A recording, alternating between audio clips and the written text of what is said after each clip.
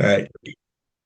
Welcome, Army fans. This is Joe Iacano from GoBlackKnights.com, along with former All-Pro offensive lineman, Bronze Star recipient, Army football player, and I don't want to bore you to death with the rest of his resume, but Mr. Alejandro Villanueva. Ali, how's life? How are things going for you? Joe, how are you? I'm in Miami, Florida. This is the winter, so this That's is good.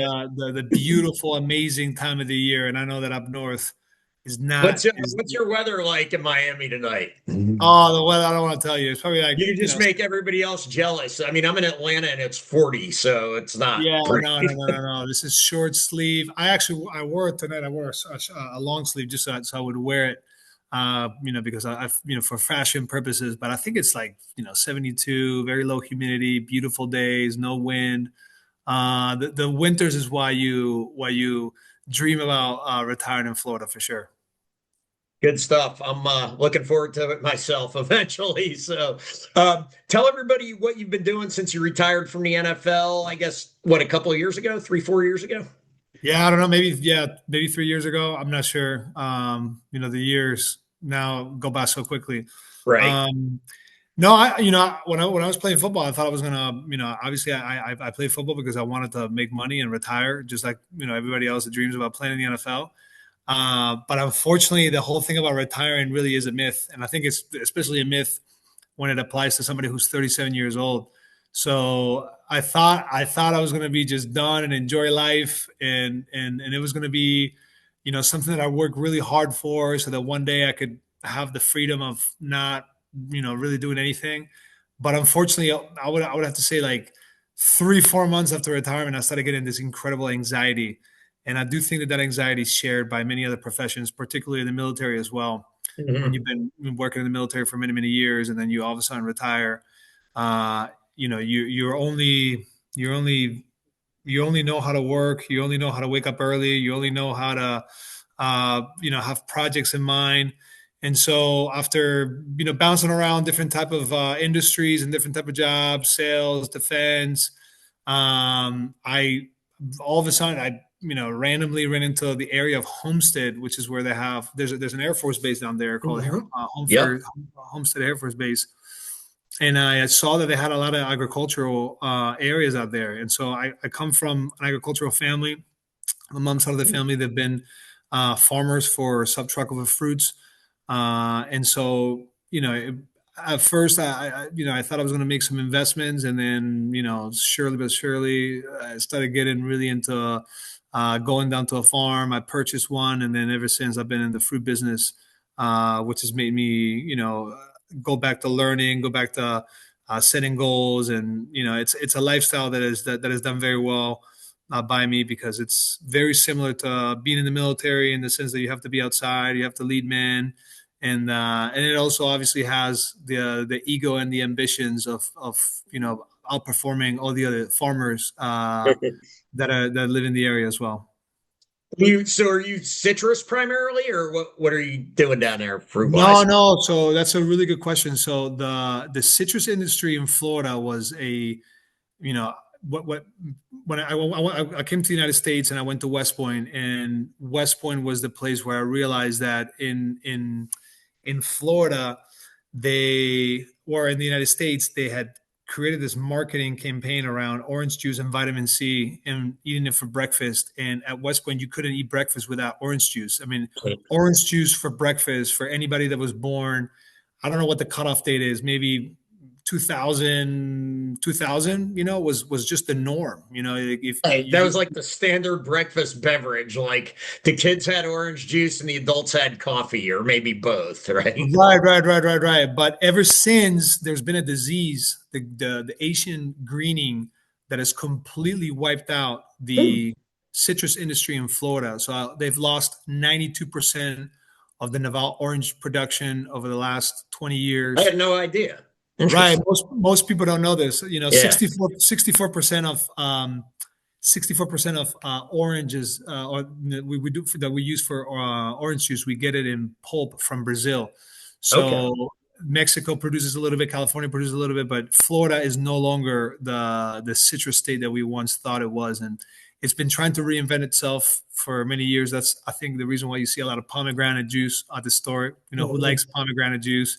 My Um, wife does. My wife likes that palm stuff. I don't understand. I can't drink it, but good for I know, her. I know. I'm not a fan. I mean, I obviously everybody loved the idea of drinking a sweet orange juice, but Yeah. now Florida now is hurting with the citrus. So I do subtropicals, I do mangoes, avocados, Okay. a lot of fruits that are is particularly very popular in the Oh, Hispanic and nice. Asian I market. didn't know you could do. I didn't know. I mean, it makes sense climate wise, but I never thought of avocados in South Florida. So yeah. Right, right. They became very popular during the Cuba embargo Okay. because Cuba provided a lot of the avocados. So there's a lot of Florida avocados that tend to be larger than the Mexican ones. But can go. I can talk about Nice. this all day. I like no, I love it. I love avocados. I myself stopped drinking orange juice because of sugar and acid reflux. So, all the fun parts about getting old that about. So that's great. Well, that's really good stuff. I think the other thing about farming, right? As I married into a farming family. My in-laws were farmers. Your work ethic from the military and the NFL definitely pays off. You're going pretty much 5 a.m. till whenever, more or less, right? So, Right. No, so no, for sure. I do think that it embodies a lot of the values, not only for the military and obviously the NFL, but I do think American values as well. I think Americans are very independent and self-sufficient, and I do think that the yeoman that populated the colonial America still has a little bit of spirit left in today's society, and I do think that farmers are seen at least in society with pretty positive eyes. That being said, the farming industry really is struggling in many different ways. Obviously, the mhm. soybean industry got hit with the tariffs, Yeah, and the purchase from China. But again, those are side subjects that could take us down the weeds, right. for many hours.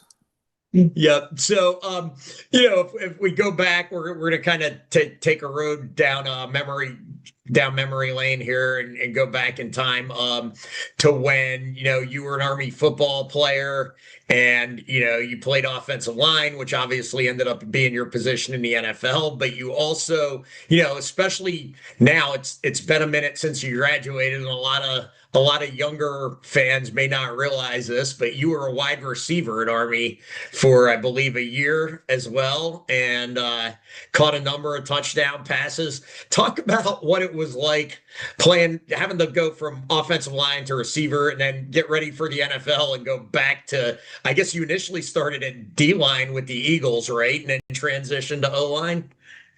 Yeah, no, I think playing wide receiver when you're an offensive line, defensive line, absolutely ruins you because you realize just how much fun it is to play football, and that football doesn't have to be all about pain and suffering. It could be about making plays. You can feel like a basketball player. You can celebrate. You Right. can get people excited because the whole goal really of football is to gain yards, and obviously for the defense is to stop those yards from being gained. But truly the thing that moves the needle is catching the ball. So. Yeah.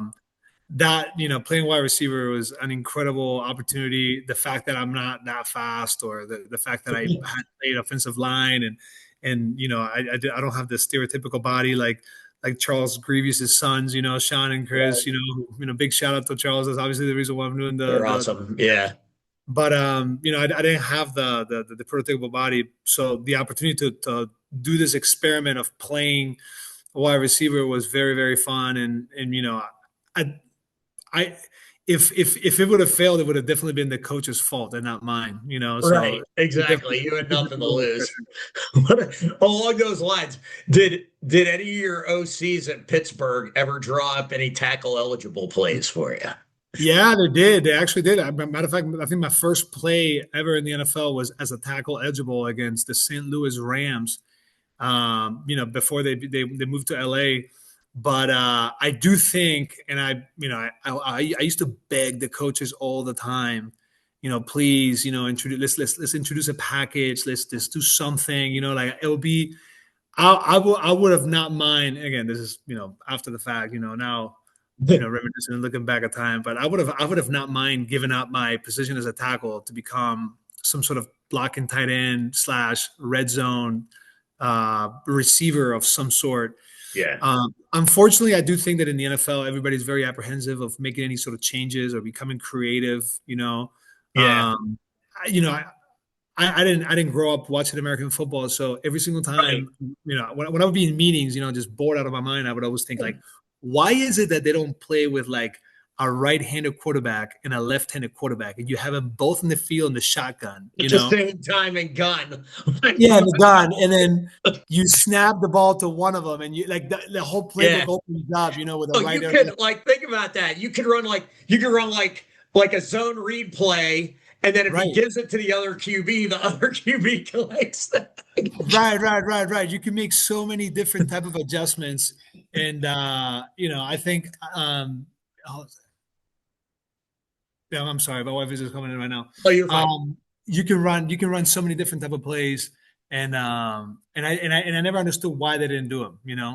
There you So go. Well, we need to get you in the Dade County schools coaching football part time too. I know, but I don't know if there's a reason for it, but I do think that there's a lack of imagination when it comes to. There is.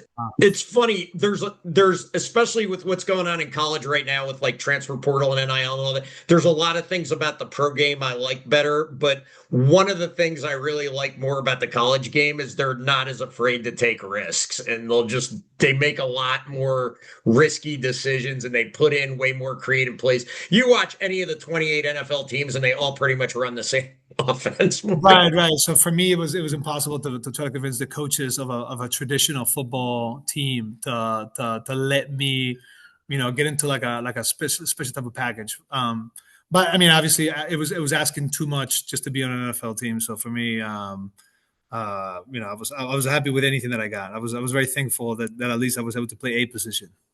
Yeah, absolutely. I mean, I think of any West Point grad in history, you definitely had the most successful NFL career. So you were doing something right there for sure. Although we've got, Cole Christensen now has two Super Bowl rings with the Chiefs, which is nice. Right, that's what I was going to tell you. Like, I don't think, I think my story is not, measuring success in the NFL is very, very difficult.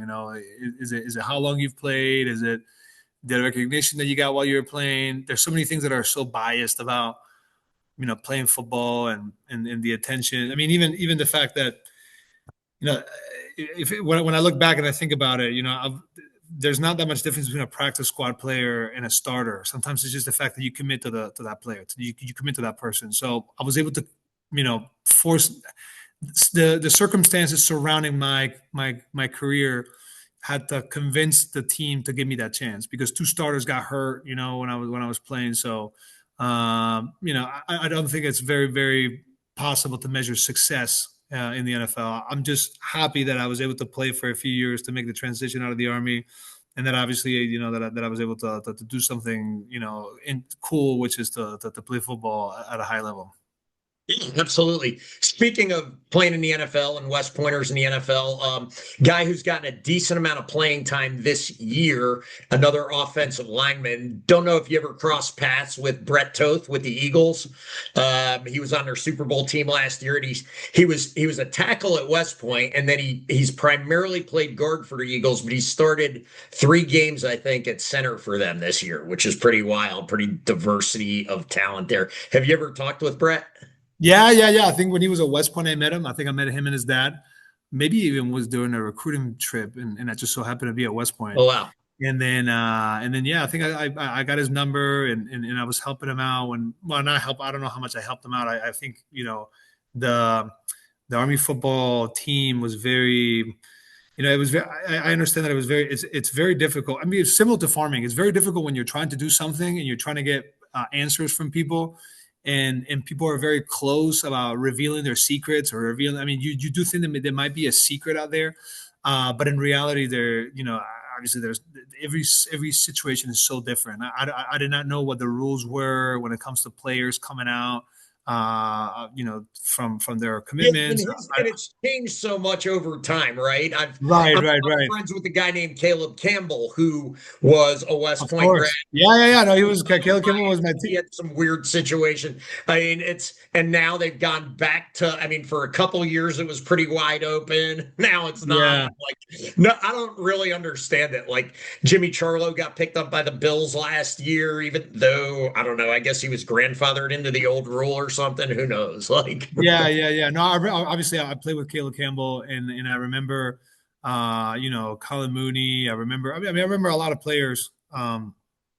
Josh McNary was my teammate as well. Josh McNary was probably the yeah, person the who, best edge rusher in Army football history. That guy was unbelievable on the yeah, edge. he was a great player. But I think Josh McNary was the player who encouraged me to take the steps. Oh, interesting. Okay. Yeah, yeah, yeah. I mean, Was he already with the Colts when you were getting out of the Army? he Or was with the Colts, and he came down to Savannah just to enjoy himself, maybe to showcase, his new NFL gear. To Steve Anderson and I, who were stationed down there in Savannah, and typical thing like, yeah, you should try out. Once they, you say the things that you tell people that are jealous of you.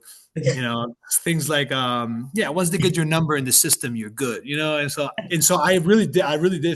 Both Steve Anderson and I both believe that. Steve Anderson and yeah, I were both trying to get in the NFL simultaneously, and yeah, and Josh McNary was the original, sort of the player that we both knew, that I had been able to do the whole, applying for the NFL, and being able to get in there somehow. But obviously, and I went against Josh for many, many years because I was playing tackle and he was playing edge rusher. I knew that he was an incredibly athletic and very gifted athlete, and I did not see myself in the same way. He broke records. He was a right. great rusher, and I was just a player. I was just not even average. I was just a kind of like a circus player, a little bit. Not. I mean, I now looking back, when I do see my highlight film from college playing all line, it looks amazing. It's like incredible. I was like, wow. Like I really was that. I was a very dominant. I mean, it's a It's highlight dominant, film, and I didn't but realize I it. was, Yeah, yeah, but I didn't realize that I was that dominant. I mean, to have, like, if you look at that, I mean, that's a first round pick talent. I mean, I've never, never, ever, thought of myself as being, a good player. But when I do look at a highlight film, I'm like, man, those highlights are like, I'm right. tossing people out of the bank, at 6'10, I was like, that should have given me more confidence during the process. But really, I did not know the type of player that I was. I mean, to think Wow. that I want to play wide receiver is pretty comical to think.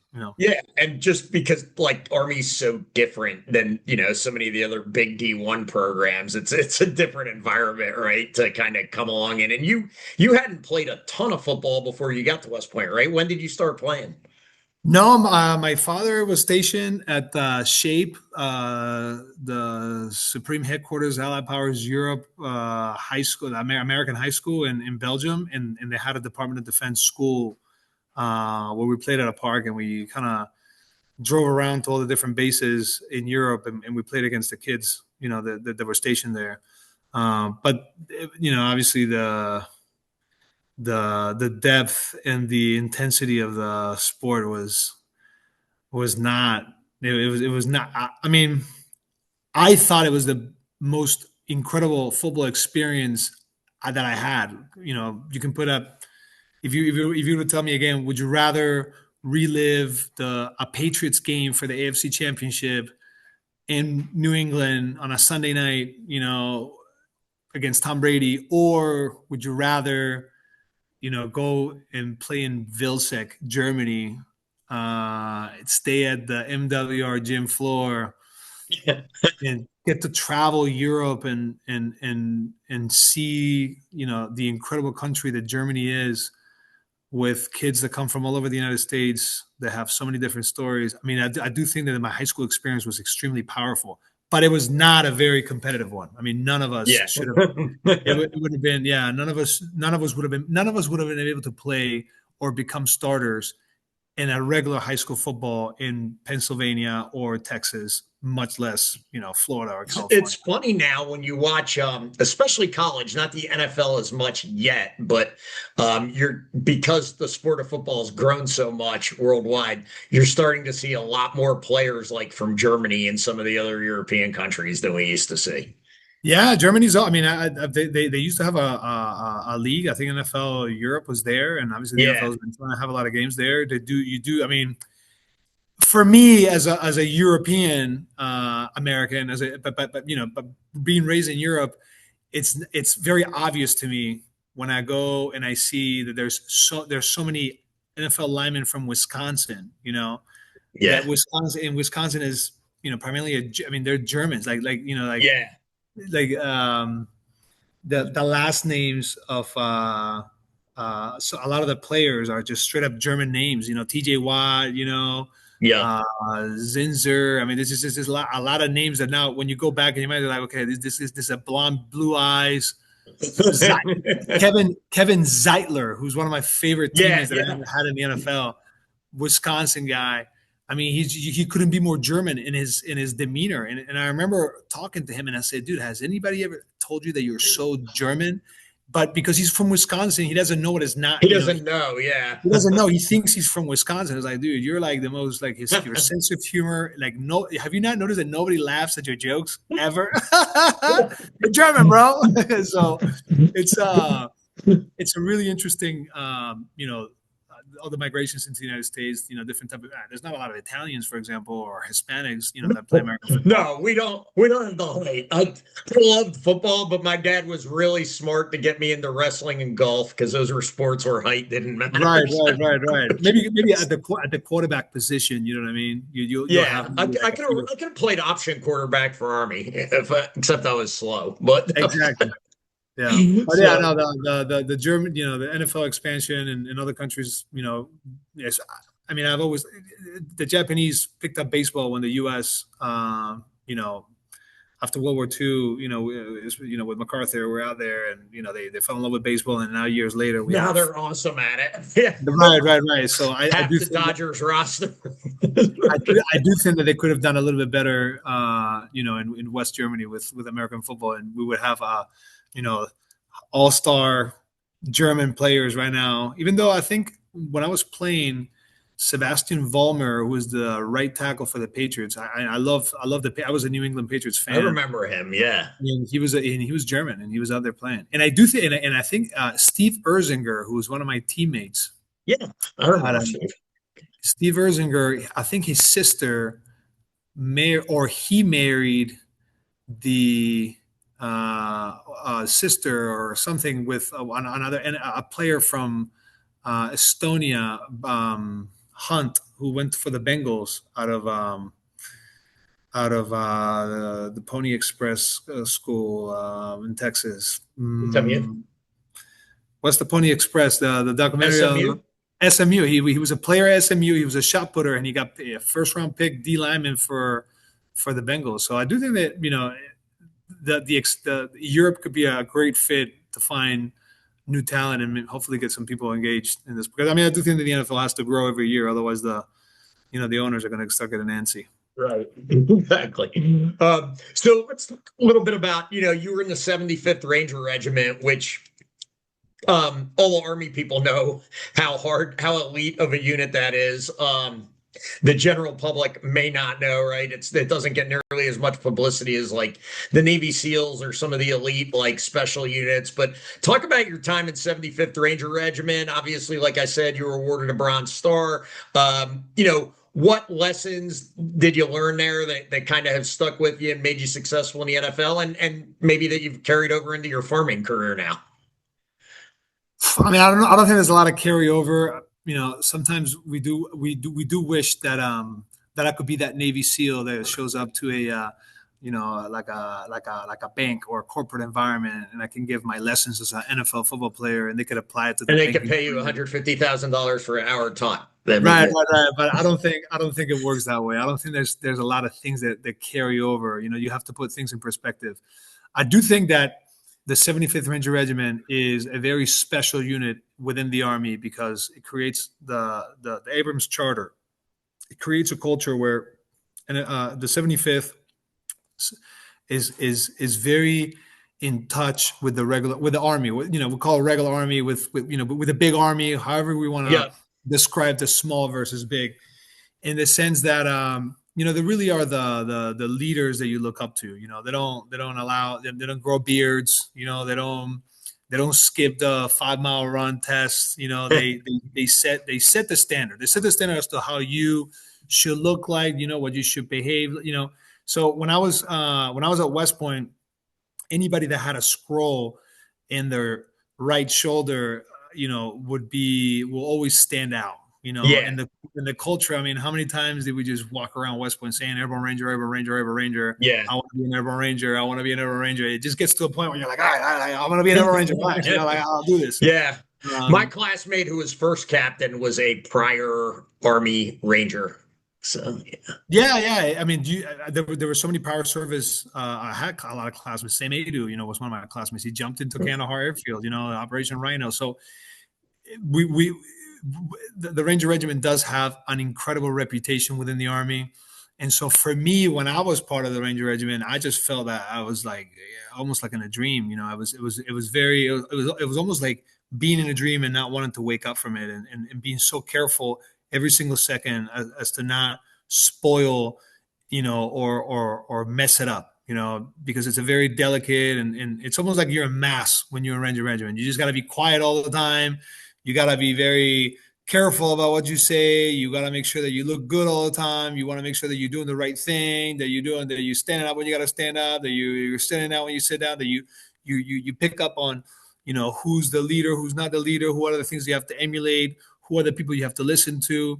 So that, my experience was very intense, but, obviously at the end of the day, time passes, and then the Ranger Regiment does reveal itself for what it is, which at the end of the day was, a group of men that was extremely committed to their nation, extremely committed to a set of values, and where you really rewarded those who put everybody else first. So in the Ranger Regiment, if you write a book and you become very successful, you're not going to be very, very famous. One of the reasons why I felt so ashamed, throughout my entire career, NFL career, because I was so recognized, and in the Ranger Regiment, you just don't Yeah. want to be recognized. You don't want people to talk about you. You don't want people to think that, I mean, I don't want to say that we've become the Navy SEALs, because the Navy SEALs are amazing fighting force. And I do think that they just simply write better than Rangers, and they're a little more artistic. They might be, writing more, or reading more, Emerson or it's a more, it's a different coast. I don't know what it is, but in the Ranger Right. Regiment, the culture is to be the quiet professional. And so for me, every single time I was being highlighted, I was talked about being Ranger, and somebody was reading my awards or reading my career, it didn't feel very Ranger like, Right. Yeah, no, I completely understand that.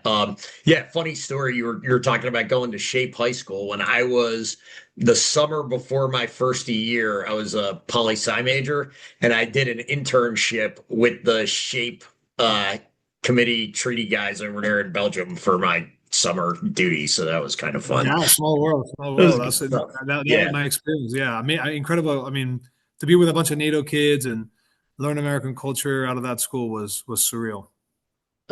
So, when you were an Army football player, it was unfortunately in the middle of the really long losing streak to Navy. Coach Monken has been able to turn that around, and has basically a winning record against Navy in his 11 years. I think he's 6-5 overall, which is really impressive compared to where we were. Um, just talk a little bit about, I know we've talked about it before, kind of a different environment in the Army Navy game back in your day. Now it's like the most intense game on planet Earth. But you kind of mentioned it was a little bit different back in your day. So give me your memories of the Army Navy game and kind of what it means to you. Yeah, the Army. I mean, if we've talked about this, I'm gonna, at least I'm gonna be consistent. I don't remember what I said last time, but I'm gonna tell you right now. What I remember about the Army Navy game is, we're not gonna win this game. but we're Hey, gonna get that's a exactly what you told me last time.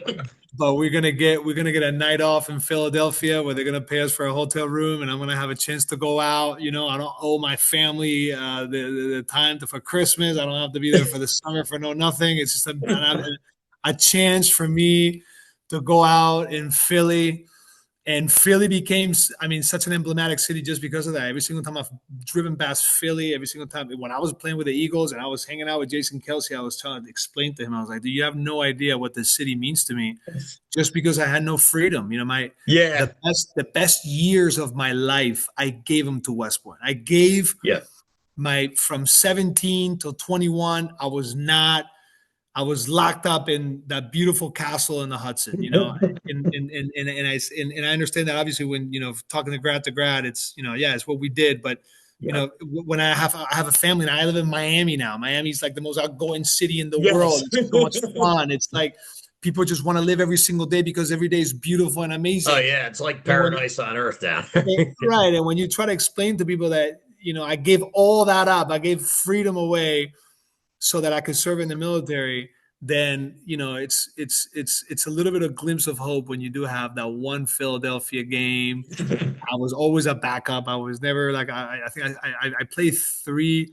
I don't know if I played 3 years or 2 years. I don't know how many Army Navy games I played, but that's what it meant to me. Now, obviously, as a player, and this is something that I've found out as just as any football player, whether you're in high school in Shape Belgium, whether you're in the NFL, obviously in the NFL, especially in the NFL, is that you have fans and you have people that are going to go to the game.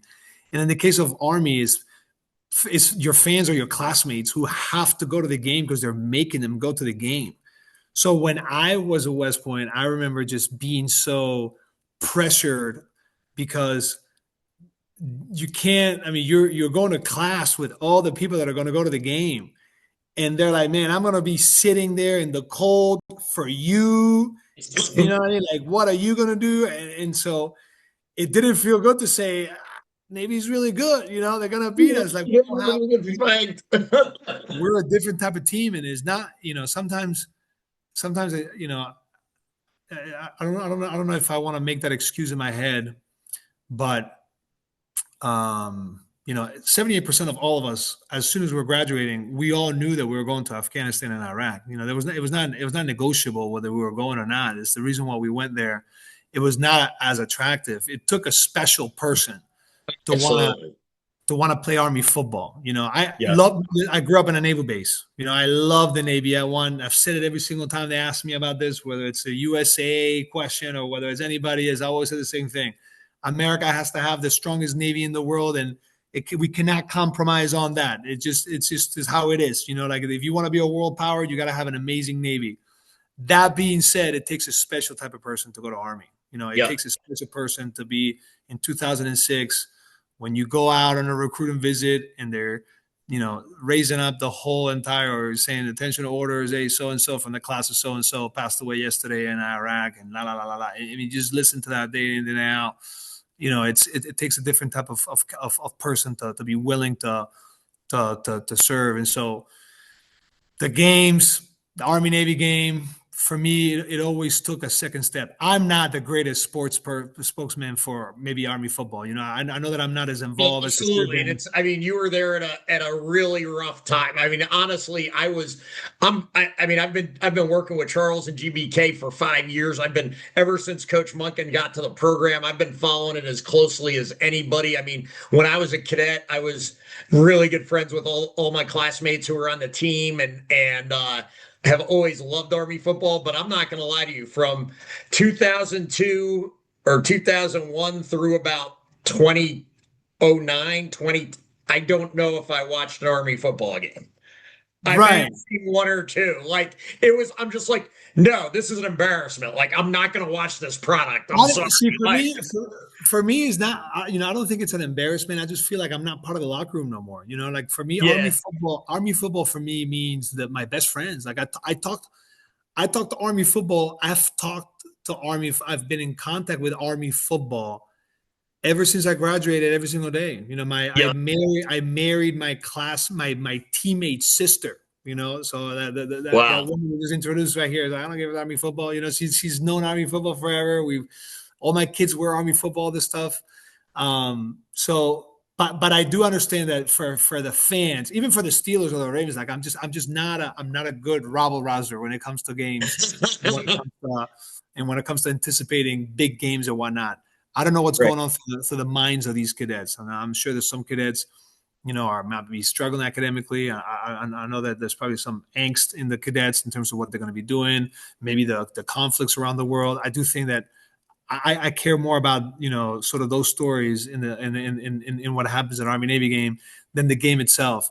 Right. Me coming from the NFL, I'm always saying like, man, the NFL, the games are probably rigged anyway from the referees. You know what I mean? Like, Right. it's not like I'm that competitive when it comes to football that way. Now that being said, I love when Army wins, obviously, and I do love the fact Yeah. that we've been able to turn it around. I get angry for about a day or two if Army loses. But I do think that Coach Bunkin has done something very tremendous with the Yeah. program in terms of giving it a competitive edge. I know that the whole academy seems very very behind the football team to make sure that it achieves success. And especially if we talked about the challenges of the 2000 due to the fact that we were at war, I do know that now with the NIL and the fact that maybe less people are playing football in high school because of concussions or whatever it might be, that it is harder to become to remain competitive playing football. And so, kudos to Army for maintaining the football team, at a high level, and obviously given the anticipation of the Army Navy game, for us to have the hope that we're going to go out there and we're going to beat Navy. Right. It's at least it's and I know you haven't been paying super close attention, but Navy's really, really good this year. They're loaded. But And there's a lot of parity. I do know yeah, enough about football to know that if you run the triple option, and you play Army, Army's got people that are watching Navy the whole year. You know what I mean? exactly. It's And it's so, at least, and I earlier tonight I talked with Bryson Daly and Max DiDomenico, who are the captains of last year's team, and like they're everybody at least knows Army has a real shot if they play their A game, right? So that's a positive. So anything can happen. There are teams yeah, that know each other very well. It's kind of like playing divisional games, in the yeah, NFL. You yeah. could be, It's like you guys saw the Ravens, Bengals, and Browns twice every year, right? That's what So I'm saying. You could be, 13-0. You play the 0-13 Browns and they beat you. Why? Because they know you. Because yeah, they have that familiarity with you, and especially because Navy has a lot more to lose than Army, and everybody knows that. You know what I mean? Like, yep, if exactly. you got more to lose, then it becomes funner for the little brother to go spoil the older brother's parade. Absolutely. Absolutely. Well, Ali, thanks a ton for your time tonight. Really appreciate catching up with you. I'm a little jealous knowing that you're in South Florida now, but good for you. You've earned it. Hope you and your family enjoy it down there. Thank you very much, and go Army.